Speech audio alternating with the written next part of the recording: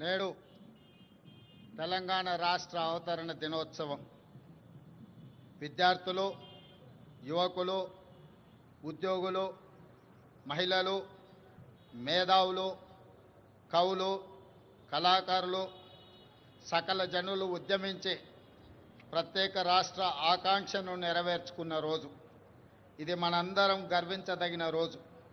ఈ సందర్భంగా 4 కోట్ల తెలంగాణ ప్రజలకు నా శుభాకాంక్షలు తెలియజేస్తున్నా.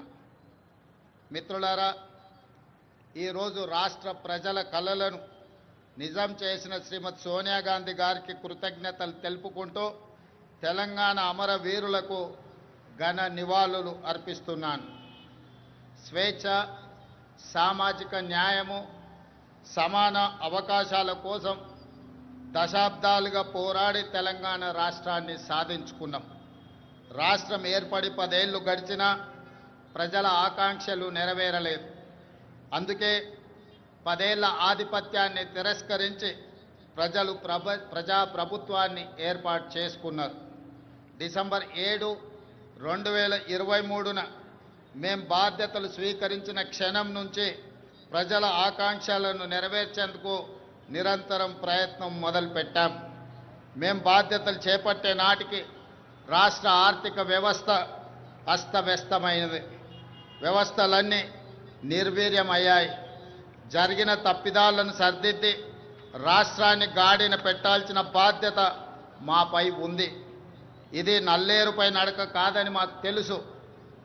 అయినా ప్రజా ఆకాంక్షలను నెరవేర్చే ప్రజాప్రభుత్వ ఎజెండాగా తెలంగాణ పునర్నిర్మాణ దశగా ప్రయత్నిస్తూ ముందుకు వెళ్తున్నాం.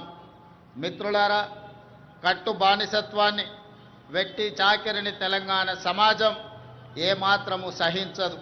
అందుకే ప్రజాప్రభుత్వంలో ప్రజల ఆలోచనలే మా ఆచరణగా ముందుకు వెళ్తున్నాం. గత 10 ఏళ్ల నిర్వీర్యమైన వ్యవస్థలను ఒక్కొక్కటిగా చక్కదిద్దుతున్నాం. నిర్లక్ష్యానికి గురైన యూనివర్సిటీలకు వీసీలను నియమించాం. తెలంగాణ పబ్లిక్ సర్వీస్ కమిషన్ని ప్రక్షాళన చేసి పోటీ పరీక్షలను నిర్వహిస్తున్నాం. విద్యా కమిషన్, వ్యవసాయ కమిషన్ని ఏర్పాటు చేసుకున్నాం. సమాచార హక్కు కమిషనర్లను, లోకాయుక్త, హెచ్ఆర్సీ కమిషన్లను ఏర్పాటు చేసుకొని వ్యవస్థలను స్వతంత్రంగా పనిచేసేలా చర్యలు తీసుకున్నాం. తెలంగాణ సమాజానికి పునాదులు మహిళలే. ఈనాడు తెలంగాణ సమాజం రాణి రుద్రమను, సమ్మక్క సార్లమ్మను, చాకలి ఐలమ్మను, మల్లు స్వరాజ్యాన్ని ఆదర్శంగా తీసుకొని ఈ మహిళల అభివృద్ధి కోసం తెలంగాణ ప్రజాప్రభుత్వం ప్రయత్నం చేస్తున్నది. అందుకే 1 కోటి మంది ఆడబిడ్డలను కోటీశ్వరులుగా చేయాలనే ఉక్కు సంకల్పంతో ప్రజాప్రభుత్వం ముందుకు వెళ్తున్నది. మహిళల ఆర్థిక స్వావలంబనకు ఇందిరా మహిళా శక్తి పాలసీని ఆవిష్కరించుకున్నాం. మహిళలను పారిశ్రామికవేత్తలుగా తీర్చిదిద్దే లక్ష్యంతో తొలి ఏడాదిలోనే 21,000 కోట్ల సున్నా వడ్డీ రుణాలను మహిళలకు పంపిణీ చేశాం. పాఠశాలల్లో మౌలిక వసతులను కల్పించేందుకు పనులను అమ్మ ఆదర్శ కమిటీలకు అప్పజెప్పాం. దేశంలో అదానీ అంబానీలతో పోటీ పడేలా మహిళా స్వయం సహాయక సంఘాలతో సోలార్ విద్యుత్ ఉత్పత్తి ప్లాంట్లను ఏర్పాటు చేయించాం. పెట్రోల్ బంకులు, పాఠశాల నిర్వహణ, యూనిఫామ్ల కుట్టు పనితో పాటు మహిళా శక్తి క్యాంటీన్లను నిర్వహించేలా మహిళలను ప్రోత్సహిస్తున్నాం.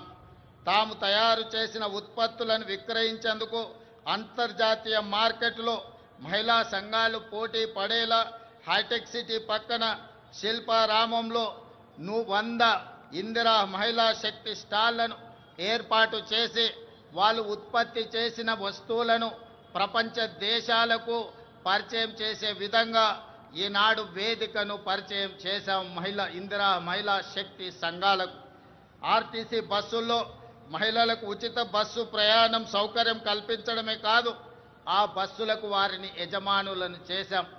ఈనాడు ఆర్టీసీ ప్రైవేటులో ఏదైతే వ్యాపార సంస్థల నుంచి ఒప్పందాలు చేసుకొని బస్సుల నిర్వహణను ఏర్పాటు చేస్తున్నారో ఆ బస్సులను మహిళా సంఘాలతో కొనుగోలు చేయించి ఇప్పటికే 150 బస్సులను ఇవ్వడం జరిగింది. తొందరలోనే 450 బస్సులను మహిళలకు అందించడం ద్వారా ఆర్టీసీలో మహిళలు ఉచితంగా బస్సు ప్రయాణం చేయడమే కాదు, ఆర్టీసీ సంస్థకు 600 బస్సులను ఈరోజు ఎంగేజ్ చేసి వాళ్ళు ఆర్థికంగా ఎదగడానికి రాష్ట్ర ప్రభుత్వం మహిళా సంఘాలకు చేయూతనందిస్తూ ముందుకు వెళ్ళడం జరుగుతుంది. అదేవిధంగా మహాలక్ష్మి పథకం ద్వారా 500 రూపాయలకే గ్యాస్ సిలిండర్ ఇవ్వడమే కాదు, 200 యూనిట్లు ఉచిత విద్యుత్తు ఈనాడు ఆడబిడ్డలకే మనం ఇవ్వడం జరుగుతుంది. అదేవిధంగా ఈరోజు తెలంగాణ రాష్ట్రంలో ఇందిరమ్మ ఇండ్లు కేటాయిస్తున్నాం. ఈ ఇందిరమ్మ ఇండ్లు కూడా ఇంటి ఆడబిడ్డ అయిన మహాలక్ష్మి ఆడబిడ్డలకే ఈరోజు ఇందిరమ్మ ఇండ్లు కేటాయించడం జరుగుతుంది. అదేవిధంగా రాష్ట్రంలో స్వయం సహాయక సంఘాల మహిళా సభ్యులకు క్యూఆర్ కోడ్తో కూడిన ప్రత్యేక కార్డులు అందజేయాలని నిర్ణయించాం. వారికి ప్రతి సంవత్సరం ఉచిత వైద్య పరీక్షలు నిర్వహించి హెల్త్ ప్రొఫైల్ వివరాలతో పాటు పూర్తి వివరాలను ఆ కార్డులో పొందుపరుస్తాం. రాష్ట్రంలో మహిళా లక్ష్మిగా మారి సగర్వంగా నిలబడాలనేది మా ప్రజా ప్రభుత్వం యొక్క లక్ష్యం. ఇదే కాదు, ఈనాడు మహిళా సంఘాల సభ్యులు 67 లక్షల మంది మన రాష్ట్రంలో ఉన్నారు. వాళ్ళందరికీ కూడా ప్రతి సంవత్సరం 2 జతల చీరలను ఆడబిడ్డ కానుకగా ఈరోజు తెలంగాణ రాష్ట్ర ప్రభుత్వం ఇవ్వడం ద్వారా వాళ్ళ ఆత్మ గౌరవాన్ని నిలబెట్టి ఈ మహిళలతో మాకు కుటుంబ అనుబంధం ఉంది అని చెప్పి ఈనాడు తెలంగాణ ప్రజాప్రభుత్వము ఒక ఔదార్యాన్ని ప్రదర్శించి ఆడబిడ్డలను ఆదుకునే ప్రయత్నం చేస్తున్నాం. అదేవిధంగా మిత్రులారా, రాష్ట్రానికి రైతే వెన్నెముక, అందుకే రైతు సంక్షేమమే ధ్యేయంగా ప్రజాప్రభుత్వం పనిచేస్తుంది. ఇచ్చిన మాట ప్రకారం ఏకకాలంలో 2 లక్షల రైతు రుణమాఫీ చేసి రైతులను రుణ విముక్తులను చేశాం. కేవలం మొదటి సంవత్సరం లోపలనే 25,35,964 మంది రైతు కుటుంబాలకు 20,617 కోట్ల రూపాయల రైతు రుణమాఫీ చేసి రుణ విముక్తులను చేయడం ద్వారా రైతులు ఆత్మ గౌరవంతో బ్రతికే విధంగా ఈనాడు ప్రజాప్రభుత్వం చర్యలు చేపట్టింది. అదేవిధంగా ఈనాడు రైతులకు ఉచిత కరెంటు కోసం ప్రతి సంవత్సరం 15,333 కోట్లతో ఉచిత విద్యుత్తును అందిస్తున్నాం. రైతు భరోసా పథకం కింద రైతులకు పెట్టుబడి సాయాన్ని ఎకరాకు 12,000 ప్రతి సంవత్సరానికి పెంచడం జరిగింది. ఇవాళ రైతులకే కాదు, రైతు కూలీలకు, ఉపాధి హామీ కూలీలకు ఇందిరమ్మ ఆత్మీయ భరోసా పథకం ద్వారా భూమి లేని వ్యవసాయ కూలీ కుటుంబాలకు ఏడాదికి 12,000 రూపాయలు ఉచితంగా అందించే పథకాన్ని ప్రవేశపెట్టినమని చెప్పడానికి నేను ఆనందిస్తున్నాను. అదేవిధంగా వరి ధాన్యానికి మద్దతు ధరతో పాటు సన్న వడ్లకు 500 రూపాయల బోనస్ ఈరోజు చెల్లిస్తున్నాం. దీనివల్ల రైతులకు అదనపు ఆదాయం లభించడమే కాకుండా రాష్ట్రంలో సన్న ధాన్యం దిగుబడి భారీగా పెరిగింది. దీంతో 2,75,00,000 మెట్రిక్ టన్నుల వరి ఉత్పత్తి తెలంగాణ రాష్ట్రం సాధించి దేశంలోనే ప్రథమ స్థానంలో ఈరోజు తెలంగాణ రాష్ట్రము నిలబడ్డది. అదేవిధంగా పెరిగిన ధాన్యం ఉత్పత్తికి తగినట్టుగా రాష్ట్ర వ్యాప్తంగా 8,000 కొనుగోలు కేంద్రాలను ఏర్పాటు చేశాం. రైతులు పండించిన ప్రతి గింజను ప్రభుత్వం కొనుగోలు చేసి రైతులు దళారుల బారిన పడకుండా కాపాడడం జరుగుతున్నది. భూ వివాదాలు లేని తెలంగాణ లక్ష్యంగా భూభారతి 2025 చట్టాన్ని తీసుకువచ్చాం. గతంలో ఉన్న ధరణి చట్టం కొద్ది మందికి చుట్టమైతే ఈనాడు భూభారతి చట్టం పేద ప్రజలందరికీ రక్షణ కల్పించే చట్టంగా మార్చి ప్రతి పేదవాడి సమస్యను పరిష్కరించి ఈరోజు అసైన్మెంట్ భూములతో పాటు అడవుల్లో ఉన్న ఆదివాసీలకి అందించిన అటవీ హక్కుల చట్టాలను అమలు చేసి వాళ్ళ భూములకు రక్షణ కల్పించే విధానాన్ని ఈనాడు భూభారతి చట్టంలో మనం తీసుకురావడం జరిగింది. మిత్రులారా, యువత మన భవిష్యత్తు. అందుకే ప్రజాప్రభుత్వం అధికారంలోకి వచ్చిన వెంటనే 16 నెలల్లో దాదాపుగా 60,000 ప్రభుత్వ ఉద్యోగ నియామకాలు చేపట్టడం ద్వారా తెలంగాణ ఉద్యమంలో, తెలంగాణ రాష్ట్ర సాధనలో ముందు భాగాన నిలబడ్డ నిరుద్యోగ యువకులకు ఒక నమ్మకాన్ని, విశ్వాసాన్ని, భరోసాని ఈ ప్రజాప్రభుత్వం అందించడం జరిగింది. ఇదే కాదు, గత 16 నెలల్లో ప్రైవేటు సంస్థల్లో కూడా దాదాపుగా అంతర్జాతీయ పెట్టుబడులు తీసుకొచ్చి 1,00,000 మందికి ఉద్యోగ అవకాశాలు కల్పించడం ద్వారా నిరుద్యోగ సమస్యను పరిష్కరించడమే కాదు, ఈ దేశంలో అత్యల్ప నిరుద్యోగ సమస్యగా ఉన్న రాష్ట్రంగా తెలంగాణ రాష్ట్రము మొట్టమొదటి స్థానంలో ఉన్నది. అదేవిధంగా మిత్రులారా, ఈనాడు ఉద్యోగ నియామకాలలో వైద్య రంగంలో కావచ్చు, పోలీసు రంగంలో కావచ్చు, నీటిపారుదల, సింగరేణి కాలరీస్ ఇలా చెప్పుకుంటూ వెళ్తే ప్రభుత్వంలో ఉన్న ప్రతి ఖాళీలను ఈనాడు భర్తీ చేయడం ద్వారా నిరుద్యోగుల విశ్వాసాన్ని ఈ రాష్ట్ర ప్రభుత్వం చురగొన్నదని చెప్పడానికి నేను చాలా సంతోషిస్తున్నాను. అదేవిధంగా సివిల్స్ పరీక్షలు, ఈనాడు ఈ దేశంలో ఏ రాష్ట్రం అభివృద్ధి చెందాలన్నా సివిల్ సర్వీసెస్కు సంబంధించిన అధికారుల యొక్క ప్రణాళికలు దేశ అభివృద్ధిలో కీలక భాగం పోషిస్తున్నాయి. తెలంగాణ రాష్ట్రం నుంచి సివిల్ సర్వీసుల్లో ఆశించిన మేరకు మన విద్యార్థులకు అవకాశాలు రాకపోవడం వల్ల తెలంగాణ రాష్ట్ర ప్రభుత్వం సివిల్ సర్వీసెస్కు ప్రిపేర్ అవుతున్న వాళ్లకు హైదరాబాదు నగరంలోనే కాదు, ఢిల్లీలో కూడా శిక్షణ పొందడానికి రాజీవ్ యువ వికాసాన్ని అందించడం ద్వారా సివిల్ సర్వీసెస్ ప్రిలిమ్స్కి ఎన్నికైన వాళ్లకు ₹1,00,000, మెయిన్ పరీక్షలకు ఎన్నికైన వాళ్లకు ₹1,00,000 ఆర్థిక సహాయాన్ని అందించడం ద్వారా ఈనాడు దేశంలోనే మన విద్యార్థులు అత్యధికంగా సివిల్ సర్వీసెస్కి ఈరోజు ఎన్నిక కాబడ్డారని చెప్పడానికి నేను సంతోషిస్తున్నాను. అదేవిధంగా యంగ్ ఇండియా స్కిల్స్ యూనివర్సిటీ ఈనాడు విద్యా సంస్థల నుంచి, ముఖ్యంగా ఇంజనీరింగ్ కాలేజీల నుంచి ప్రతి సంవత్సరం 1,10,000 మంది విద్యార్థులు పాస్ అయి సర్టిఫికెట్ తెచ్చుకుంటున్నా ఈరోజు మార్కెట్లో అవసరమైన స్కిల్స్ వాళ్ళకు లేకపోవడం వల్ల ఉద్యోగ ఉపాధి అవకాశాలు కోల్పోతున్నారు. అందుకే తెలంగాణ రాష్ట్ర ప్రభుత్వం ఆలోచన చేసి యంగ్ ఇండియా స్కిల్స్ యూనివర్సిటీని ప్రారంభించడం ద్వారా ఈ విద్యార్థులకు అందులో శిక్షణను అందించి ఉద్యోగ ఉపాధి అవకాశాలు కల్పించడానికి ఈనాడు యంగ్ ఇండియా స్కిల్స్ యూనివర్సిటీని మనం ప్రారంభించుకోవడం జరిగిందని చెప్పడానికి నేను గర్విస్తున్నాను. అదేవిధంగా మొన్న జరిగిన ఒలింపిక్స్లో భారతదేశానికి ఒక్క బంగారు పథకం కూడా రాలేదు. 140 కోట్ల జనాభా ఉన్న, ప్రపంచంలోనే అత్యధిక జనాభా ఉన్న దేశంగా గుర్తింపు పొందిన భారతదేశం ఒలింపిక్స్లో బంగారు పథకాన్ని సాధించకపోవడం మనకు నిజంగా ఆలోచన చేయవలసిన సందర్భం.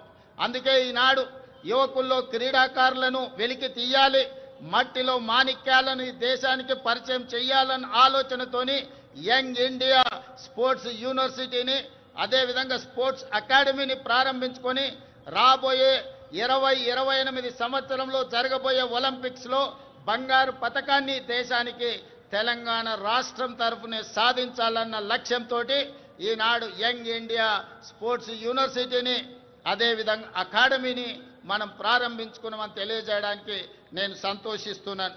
అదేవిధంగా యంగ్ ఇండియా ఈరోజు ఇంటిగ్రేటెడ్ రెసిడెన్షియల్ స్కూల్స్, గతంలో ప్రభుత్వాలు SC, ST, BC, minority, EWS కోటాలో ఉండే విద్యార్థులకు వివిధ ప్రాంతాలలో రెసిడెన్షియల్ స్కూళ్ళు నడిపేవాళ్ళు. దాంతో వాళ్ళలో ఒక ఆత్మ న్యూనతా భావము ఏర్పడడానికి అవకాశం ఉంది.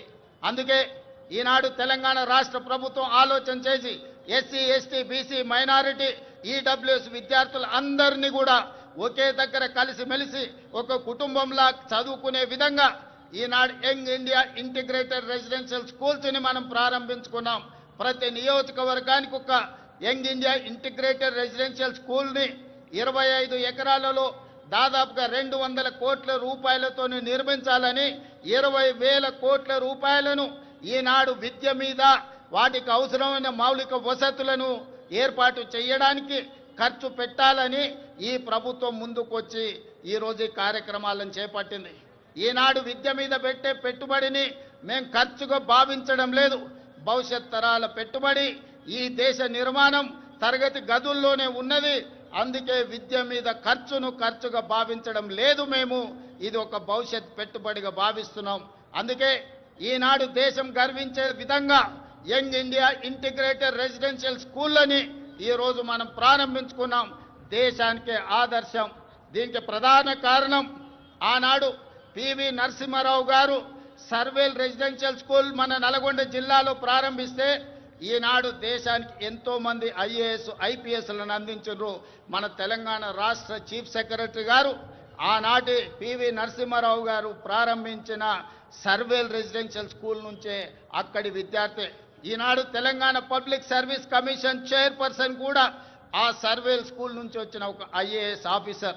అందుకే ఈనాడు మన దేశ భవిష్యత్తు తరగతి గదుల్లో ఉందని ఏదైతే భావిస్తున్నామో అందుకే ఈరోజు అద్భుతమైన మౌలిక వసతులతోని ఇంటిగ్రేటెడ్ రెసిడెన్షియల్ స్కూల్స్ని ఈరోజు ప్రారంభించుకోవడం ద్వారా ఈ దేశానికి అవసరమైన డాక్టర్లను, లాయర్లను, ఇంజనీర్లను, ఐఏఎస్లను, ఐపీఎస్లను, ఇతర ఉన్నతాధికారులను ఈరోజు మనం ఈ దేశానికి అందించడానికి ఒక బృహత్తర కార్యక్రమాన్ని తీసుకున్నాం.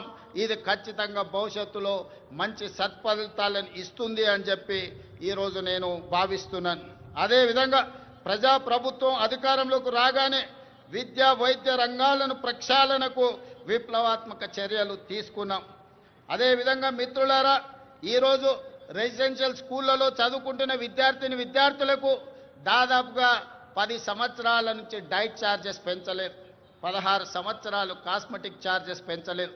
అందుకే ప్రజాప్రభుత్వం రెసిడెన్షియల్ స్కూల్లో చదువుకుంటున్న పిల్లలకు 40% డైట్ ఛార్జెస్ పెంచడమే కాదు 200% కాస్మెటిక్ ఛార్జెస్ పెంచడం ద్వారా గ్రామీణ ప్రాంతాల నుంచి వచ్చిన తండాలలో, గూడాలలో, మారుమూల పల్లెల్లో పేద కుటుంబాల నుంచి విద్యార్థులు రెసిడెన్షియల్ స్కూల్లో చదువుకుంటున్న వాళ్లకు తల్లిదండ్రుల మీద ఆధారపడకుండా ఈనాడు 200% కాస్మెటిక్ ఛార్జెస్ పెంచడం ద్వారా ప్రతి నెల వాళ్ళకు విధిగా అందించే విధంగా ఈనాడు ప్రభుత్వం చర్యలు చేపట్టి ఆ విద్యార్థులు ఆత్మగౌరవంతో చదువుకునే విధంగా ఈరోజు ప్రభుత్వం చర్యలు చేపట్టిందని చెప్పడానికి నేను ఆనందిస్తున్నాను మిత్రులారా.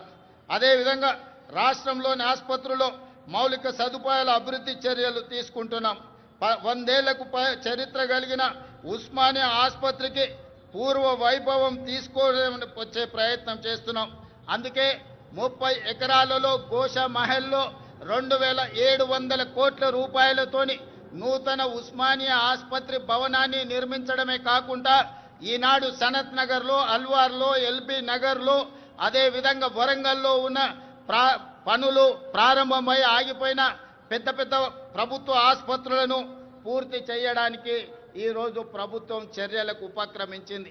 ఇదే కాదు, పేదవాళ్లకు ఉచిత వైద్యాన్ని అందించడానికి రాజీవ్ ఆరోగ్యశ్రీ ద్వారా 10 లక్షల రూపాయల ఉచిత వైద్యాన్ని అందించడం ద్వారా పేదల ఆరోగ్యమే మా ప్రభుత్వం యొక్క బాధ్యత అని చెప్పి ఈరోజు ఆ ప్రయత్నాలతో ముందుకు వెళ్తున్నాం మిత్రులారా. అదేవిధంగా మిత్రులారా, రిజర్వేషన్లకు సంబంధించి బలహీన వర్గాల వారికి అండగా నిలవాలన్నదే మా ప్రజా ప్రభుత్వం యొక్క ఆలోచన. అందుకే ఈరోజు 1931లో దాదాపుగా 100 సంవత్సరాల క్రితం కులగణన జరిగింది దేశంలో జనగణనతో పాటు. మళ్ళీ 2024-25లో ప్రజా ప్రభుత్వం 100 సంవత్సరాల తర్వాత ఈ దేశంలోనే మొట్టమొదటి రాష్ట్రంగా జనగణనతో పాటు కులగణన లెక్కలు తీసి ఈనాడు 100 సంవత్సరాల సుదీర్ఘమైన సమస్యకు ఈరోజు శాశ్వత పరిష్కారం చూపించింది. ఈరోజు ఈ లెక్కలు తీయడం ద్వారా వాస్తవంగా ఉన్న 56.36% ఉన్న బలహీన వర్గాల లెక్కలు తీసి వాళ్లకు 42% రిజర్వేషన్లు, విద్య, ఉద్యోగ, రాజకీయ అవకాశాలు కల్పించాలని ఈనాడు తెలంగాణ ప్రభుత్వం ఈ చర్యలతో ముందుకు వెళుతుంది. ఈరోజు తెలంగాణ రాష్ట్ర ప్రభుత్వం తీసుకున్న ఈ విప్లవాత్మకమైన నిర్ణయం వల్ల కేంద్ర ప్రభుత్వం కూడా రాబోయే జనగణనలో కులగణన చేపట్టాలని నిర్ణయం తీసుకున్నది. తెలంగాణ రాష్ట్రం దేశానికి ఆదర్శంగా నిలబడి కులగణన చేసిందని చెప్పడానికి నేను చాలా సంతోషిస్తున్నాను.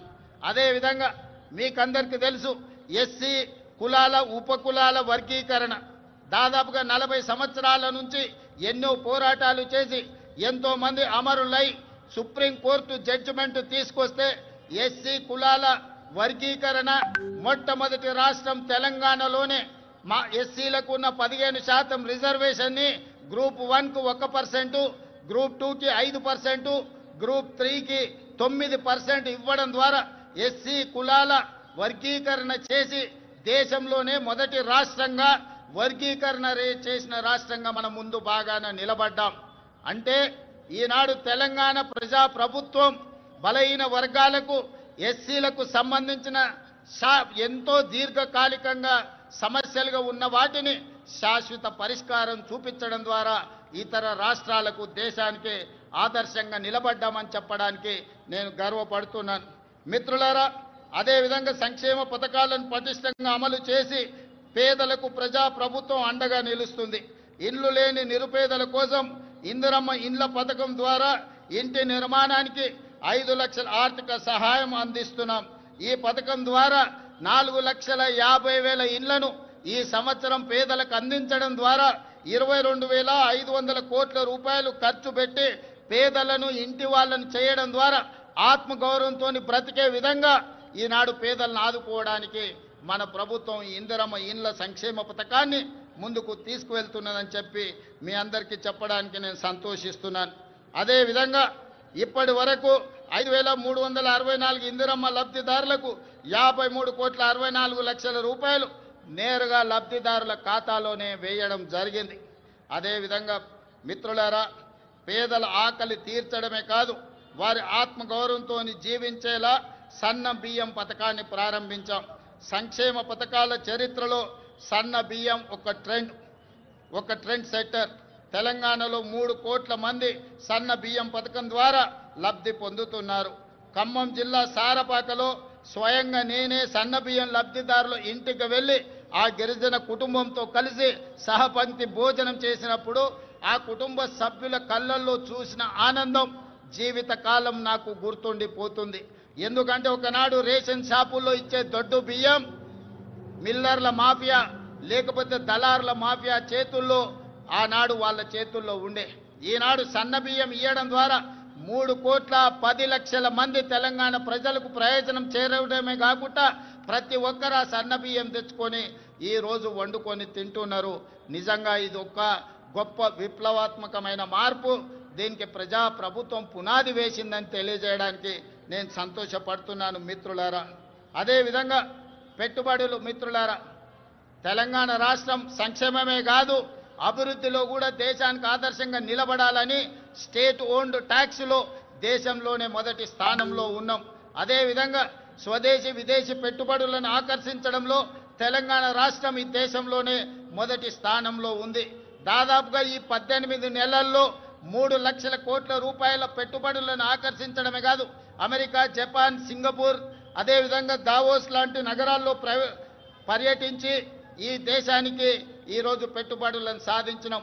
అదే కాకుండా ఈరోజు జపాన్కి సంబంధించిన మేయర్ గారు ఈ ప్రత్యేక రాష్ట్ర అవతరణ దినోత్సవంలో పాల్గొనడం ద్వారా మనకు స్ట్రాటజిక్ పార్ట్నర్గా మన తెలంగాణ ముఖ్యంగా హైదరాబాదు నగరాన్ని పారిశుద్ధ్య రహిత నగరంగా తీర్చిదిద్దడానికి జపాన్ మనకు సహకరిస్తుంది. అందుకే ఈరోజు రాష్ట్ర అవతరణ దినోత్సవంలో వారు కూడా పాల్గొనడం జరిగింది. వారికి కూడా మనస్ఫూర్తిగా అభినందనలు తెలియజేస్తున్నాను తెలంగాణ ప్రజల తరఫున. అందుకే ఈరోజు తెలంగాణ రాష్ట్ర ప్రభుత్వం భవిష్యత్తు ప్రణాళికలు రచించుకోవడానికి తెలంగాణకు ఒక విజన్ డాక్యుమెంట్ తీసుకురావాలని, ఆ విజన్ డాక్యుమెంటే తెలంగాణ రైజింగ్ 2047. ఈరోజు ఆ పాలసీ డాక్యుమెంట్ ద్వారా రాబోయే తరాలకు భవిష్యత్తు ప్రణాళికలు అందించడమే కాదు తెలంగాణ రాష్ట్రాన్ని ప్రపంచంతోనే పోటీ పడే విధంగా అభివృద్ధి పదం వైపు నడిపించాలన్న ఒక పాలసీ డాక్యుమెంట్ను తెలంగాణ రాష్ట్రం తీసుకురావడానికి ప్రయత్నం చేస్తుంది అని చెప్పి తెలియజేయడానికి నేను ఎంతో సంతోషిస్తున్నాను. ప్రపంచ నగరాలతో ధీటుగా హైదరాబాదు నగరాన్ని తీర్చిదిద్దేందుకు ప్రణాళికలు రూపొందిస్తున్నాం. మూసీ నదికి పూర్వ వైభవం తెచ్చేందుకు మూసీ పునరుజ్జీవన ప్రాజెక్టును మనం చేపడుతున్నాం. బాపు ఘాట్ను అంతర్జాతీయ స్థాయిలో గాంధీ సరోవర్గా తీర్చిదిద్దాలని మనం అనుకుంటున్నాం. అంతర్జాతీయ ప్రమాణాలతో భారత్ ఫ్యూచర్ సిటీ, ఈ దేశంలో ఏ నగరమైనా ఎప్పుడో బహుశా పూర్వతరాలు ప్రారంభించిన నగరాలను కొంచెం కొంచెంగా విస్తరించుకుంటూ వస్తున్నాం. కానీ భారతదేశంలో పూర్తి స్థాయి ప్రణాళికబద్ధమైన మహానగరం లేకపోవడం ఒక లోటుగా భావించి ఈరోజు న్యూయార్క్, టోక్యో లాంటి నగరాలతో పోటీ పడే విధంగా భారత్ ఫ్యూచర్ సిటీని మనం ఈరోజు ఎయిర్పోర్టుకు దగ్గరలో ప్రారంభించుకుంటున్నాం. 30,000 ఎకరాలలో ప్రపంచ స్థాయి ప్రమాణాలతో ఈరోజు నూతన నగరాన్ని నిర్మించుకోవడానికి మనం ప్రణాళికలు రచించుకున్నాం, ముందుకు వెళ్తున్నామని తెలియజేయడానికి ఈరోజు సంతోషపడుతున్నాను. ఆ భారత్ ఫ్యూచర్ సిటీలో ఏఐసిటీ, స్పోర్ట్స్ సిటీ, ఫార్మా సిటీతో పాటు లైఫ్ సైన్సెస్, హెల్త్ సిటీలను ఏర్పాటు చేస్తాం. ఇందుకోసం ఫ్యూచర్ సిటీ డెవలప్మెంట్ అథారిటీని ఏర్పాటు చేసినాం. ప్రణాళికలు రచించడానికి పాలసీ డాక్యుమెంట్ను మనం ఇప్పటికే రూపొందించుకున్నాం. తొందరలోనే హైదరాబాద్లో నిర్మించబోయే భారత్ ఫ్యూచర్ సిటీ ప్రపంచ పెట్టుబడులకు ఒక కేంద్రంగా మారబోతుందని తెలియజేయడానికి నేను సంతోషపడుతున్నాను. రాష్ట్ర మౌలిక సదుపాయాలలో భాగంగా విమానాశ్రయాల సంఖ్యను పెంచుకునేందుకు చర్యలు తీసుకుంటున్నాం. ఇప్పటికే మనకు తెలంగాణ రాష్ట్రంలో ఉన్నది ఒకే ఒక ఎయిర్పోర్ట్ ఈరోజు మనకు శంషాబాద్లో ఉన్నది. అందుకే రాష్ట్ర ప్రభుత్వం కేంద్ర ప్రభుత్వంతో చర్చించి సంప్రదించి వరంగల్లో నూతన ఎయిర్పోర్ట్కు, అదేవిధంగా ఆదిలాబాద్లో ఇంకొక ఎయిర్పోర్ట్కు అనుమతులు తెచ్చుకున్నాం. తొందరలోనే వరంగల్ నగరంలో, ఆదిలాబాద్ పట్టణ ప్రాంతంలో నూతన ఎయిర్పోర్ట్లు ఏర్పాటు చేసుకోబోతున్నామని చెప్పి మీకందరికీ తెలియజేయడానికి నేను ఎంతో సంతోషిస్తున్నాను. అదేవిధంగా ఈరోజు regional ring road, outer ring road మన హైదరాబాద్ నగరంలో తీసుకొచ్చిన మార్పులు మీకు అందరికీ తెలుసు. ఈరోజు ఐటీ కానీ, ఫార్మా కానీ హైదరాబాద్ నగర అభివృద్ధికి ఔటర్ రింగ్ రోడ్ మనకి ఎంత సహాయం అందించిందో మీకు తెలుసు. 160 కిలోమీటర్ల ఔటర్ రింగ్ రోడ్ ఇంత అభివృద్ధి చేస్తే ఈనాడు రీజనల్ రింగ్ రోడ్డును ప్లాన్ చేస్తున్నాం. RRRని 360 కిలోమీటర్ల పొడవున హైదరాబాద్ తెలంగాణ నగరాన్ని చుట్టుముట్టే విధంగా ఈరోజు రీజనల్ రింగ్ రోడ్డును మనము నిర్మించుకోబోతున్నామని తెలియజేయడానికి నేను సంతోషపడుతున్నాను. రీజనల్ రింగ్ రోడే కాదు, ఔటర్ రింగ్ రోడ్డు నుంచి రీజనల్ రింగ్ రోడ్ వరకు రేడియల్ రోడ్లను వేసుకోవడం ద్వారా మన నగరాన్ని మహానగరంగా ప్రపంచ దేశాలతో పోటీ పడే విధంగా తీర్చిదిద్దాలని ఈనాడు తెలంగాణ ప్రభుత్వం ఉక్కు సంకల్పంతో ముందుకు వెళ్తున్నది. దీనికి మీరు అందించిన సహకారానికి నేను మనస్ఫూర్తిగా కృతజ్ఞతలు తెలియజేస్తున్నాను. అదేవిధంగా హైదరాబాద్ నగరంలో ఈ పక్క నుంచి వెళ్తున్న మెట్రో మీరు అందరూ చూస్తున్నారు.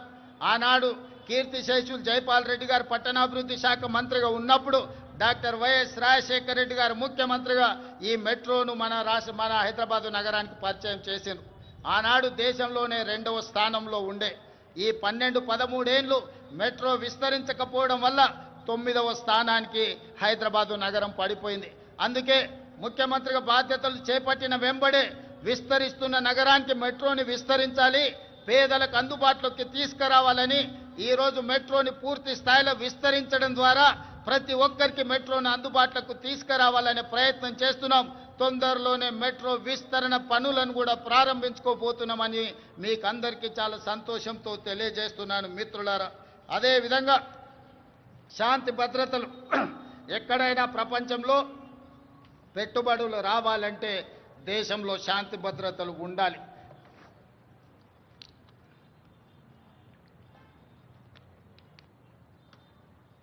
శాంతి భద్రతలు లేని దేశానికి పెట్టుబడులు రావు. అందుకే ఈరోజు హైదరాబాద్ నగరాన్ని, తెలంగాణను దేశంలోనే నెంబర్ 1గా తీర్చిదిద్దిన పోలీసింగ్ వ్యవస్థ ఈరోజు మనకు ఉన్నది. కేంద్ర ప్రభుత్వమే నిర్వహించిన సర్వేలలో తెలంగాణ రాష్ట్ర పోలీసులు అత్యంత పకడ్బందీ శాంతి భద్రతలను కాపాడడంలో దేశంలోనే మన మొదటి స్థానంలో నిలబడ్డాం. ఇదే కాదు, డ్రగ్స్ను నియంత్రించడంలో కూడా ప్రపంచ దేశాలు పోటీ పడితే మన తెలంగాణ రాష్ట్రానికి మొదటి బహుమతి వచ్చింది.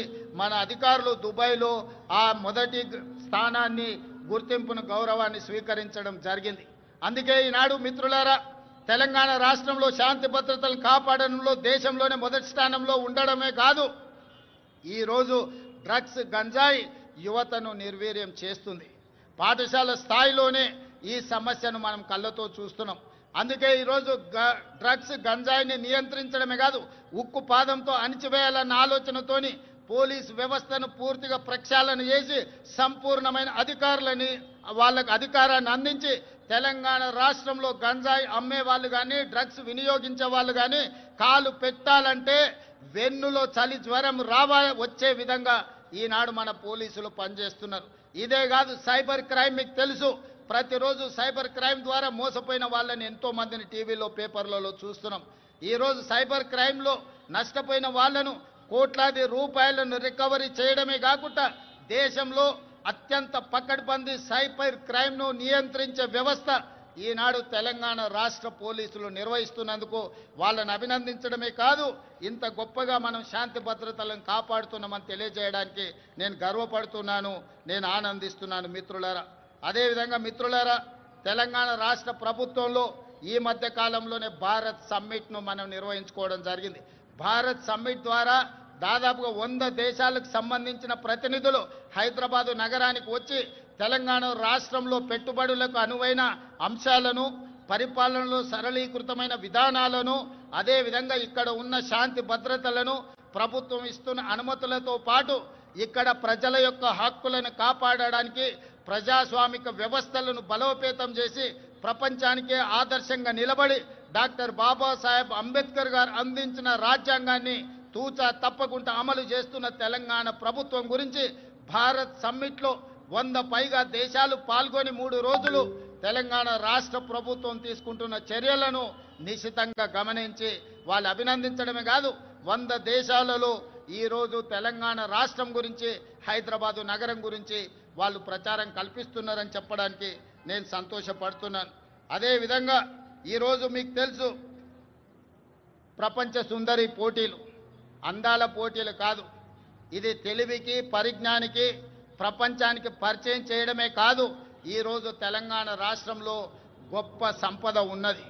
గుడులకు సంబంధించి కానీ ప్రకృతి సౌందర్యం కానీ మన ప్రాంతంలో ఎన్నో ఉన్నాయి. రామప్ప దేవాలయం, 1000 స్తంభాల గుడి, అదేవిధంగా యాదగిరిగుట్ట టెంపుల్, ఈరోజు హైదరాబాద్లో చౌమల ప్యాలెస్ కావచ్చు, చార్మినార్ కావచ్చు, చార్మినార్ ప్రాంతంలో ఉన్న చుడీ బజార్ కావచ్చు, లాడ్ బజార్ కావచ్చు, ఇలా తెలంగాణ రాష్ట్రంలో ఉన్న గొప్ప గొప్ప కట్టడాలను, అదేవిధంగా ఈ అంతర్జాతీయ స్థాయిలో మన ఉత్పత్తి చేస్తున్న ప్రోడక్ట్స్ని అన్నిటిని కూడా ప్రపంచానికి పరిచయం చేయడానికి ఈరోజు ప్రపంచ సుందరి పోటీలను నిర్వహించడం జరిగింది. ప్రపంచంలోనే ఒక్క గొప్ప పిల్లల మర్రిగా పాలమూరు జిల్లాలో ఉన్న పిల్లల మర్రిని ఈ పర్యాటకులు వచ్చి చూడడం జరిగింది.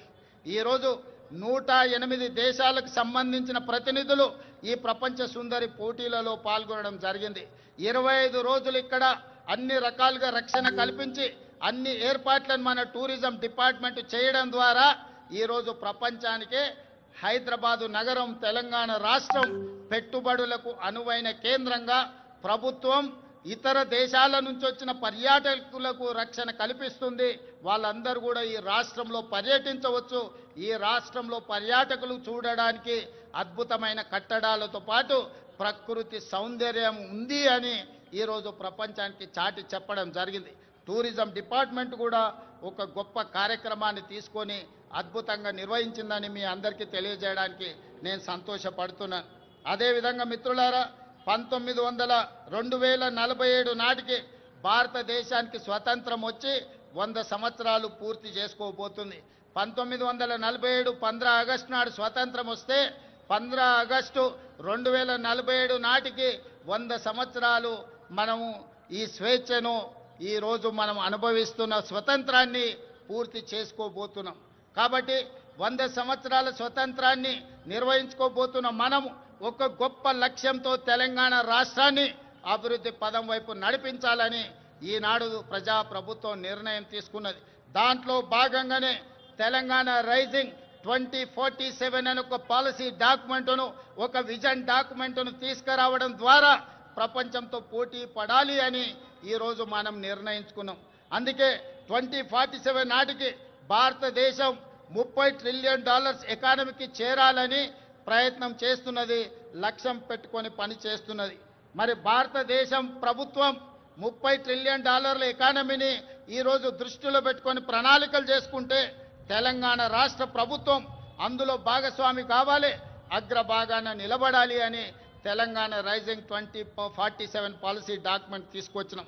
అందుకే ఈరోజు పరిశ్రమల కోసం, వ్యాపార సంస్థల కోసం, విద్యా ఉపాధి అవకాశాల కోసం అన్ని రకాలను మనం ఈరోజు అన్ని రకాల పాలసీలను తెచ్చుకోవడమే కాకుండా energy policy, tourism policy, industrial policy, investment policy, అదేవిధంగా హెల్త్ పాలసీ, ఇట్లాంటి పాలసీలు అన్నీ కూడా తెలంగాణ రాష్ట్ర ప్రభుత్వం ఈ మధ్యలోనే ప్రజలకు పరిచయం చేయడం జరిగింది. ఈ పాలసీలు అన్నిటిని కలిపితే తెలంగాణ రైజింగ్ 2047 తద్వారా తెలంగాణ రాష్ట్రాన్ని ప్రపంచంతో పోటీ పడే విధంగా తీర్చిదిద్దాలన్నదే మా ఆలోచన. అందులో భాగంగా రాబోయే 10 సంవత్సరాలలో తెలంగాణ రాష్ట్రం యొక్క ఆదాయాన్ని $1 ట్రిలియన్ ఎకానమీగా మార్చి అదే విధంగా 2047 నాటికి దేశం $30 ట్రిలియన్ ఎకానమీకి చేరాలంటే తెలంగాణ రాష్ట్రం $3 ట్రిలియన్ ఎకానమీగా మారాలి అని ఈరోజు లక్ష్యం పెట్టుకొని ముందుకు వెళ్తున్నాం. ఈరోజు దేశ జనాభాలో 2.5% ఉన్నాం, కానీ జీడిపిలో 5% మనం అందిస్తున్నాం. రేపు భవిష్యత్తులో 2047 నాటికి 10% జీడిపిని అందించే విధంగా తెలంగాణ రాష్ట్రాన్ని తీర్చిదిద్దాలంటే industrial policy, infrastructure policy, investment policies అన్నిటిని కూడా తీసుకొచ్చి ఈ దేశంలోనే అగ్రగామిగా రాష్ట్రాన్ని తీర్చిదిద్దాలని మేము ప్రయత్నం చేస్తున్నాం. అందుకే మిత్రులారా, ముఖ్యంగా యువ మిత్రులారా, డాక్టర్లు, లాయర్లు, ఇంజనీర్లు, ఈ సమాజంలో ఉన్న ఐఏఎస్, ఐపీఎస్లకు అందరికీ, వ్యాపార వర్గాలకు నా సూచన ఒక్కటే. తెలంగాణ రాష్ట్ర ప్రభుత్వం ఏ లక్ష్యంతోనైతే ముందుకు వెళ్తుందో, ఏ లక్ష్యాన్ని సాధించాలి, ఏ లక్ష్యాన్ని ముద్దాడాలి అని మేము ముందుకు బయలుదేరినామో మీ ఆశీర్వాదం ఉండాలి. మీరు అండగా నిలబడాలి. ఈనాడు తెలంగాణ రాష్ట్రం దేశానికి కాదు ప్రపంచానికి ఆదర్శంగా తీర్చిదిద్దాలంటే మీరందరూ అండగా నిలబడండి, ఆశీర్వదించండి. ప్రపంచంలోనే అగ్ర రాష్ట్రంగా తెలంగాణ రాష్ట్రాన్ని తీర్చిదిద్ది ఆదర్శమైన రాజకీయాలకు, ఆదర్శవంతమైన అభివృద్ధికి తెలంగాణ రాష్ట్రం కేర్ ఆఫ్ అడ్రస్గా తీర్చిదిద్దుతాం. హైదరాబాదు నగరాన్ని ప్రపంచ నగరాలతో పోటీ పడే విధంగా తీర్చిదిద్దాలి. దీనికోసం నిరంతరం పనిచేసే ప్రభుత్వ సిబ్బందే కాదు, రాజకీయ సహచరులందరూ కూడా సంపూర్ణమైన సహకారాన్ని అందిస్తున్నారు. ప్రజలందరికీ 4 కోట్ల తెలంగాణ ప్రజలకు నూతన రాష్ట్ర ఏర్పాటు శుభాకాంక్షలు తెలియజేయడమే కాదు, భవిష్యత్తు లక్ష్యాన్ని దృష్టిలో పెట్టుకొని మనందరం కలిసికట్టుగా ఏకమై మనందరం కూడా ముందుకు సాగాలి. మీ అందరి ఆశీర్వాదం ఉండాలి. తప్పకుండా తెలంగాణ రాష్ట్రాన్ని దేశంలో అగ్రగామి రాష్ట్రంగా నిలబెడతానని మీకు అందరికీ తెలియజేస్తూ మీ అందరి దగ్గర సెలవు తీసుకుంటున్నా. ధన్యవాదాలు మిత్రులారా.